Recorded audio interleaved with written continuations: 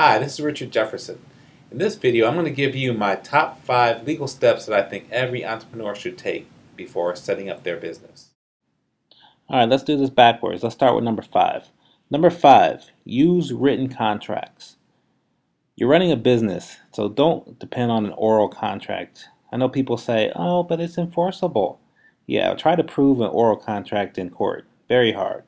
So I don't care if it's emails or pieces of paper. You need to get everything down in writing so you have a meeting of the minds. Number 4, properly categorize your workers. I know everybody wants to make everybody an independent contractor so they don't have to pay taxes, but in reality, if you have a contractor acting as an employee, they're an employee, and the law will come down on you hard if you miscategorize a worker. So it just makes sense to just do it the right way so you don't have any problems. I've seen a number of companies shut down when they've miscategorized a worker because if a person is actually an employee and you don't pay them properly, you're going to have to pay penalties, plus you're going to have to pay legal fees to defend against the lawsuit that you're about to lose. Number 3, register a few domain names that contain the name of your brand that you're trying to build. There's nothing worse than building a brand and then you have a cyber squatter who's got the domain name that's tries to extort you for a large sum of money before they'll turn it over. Be proactive and get those domain names early. Number 2, register your trademark.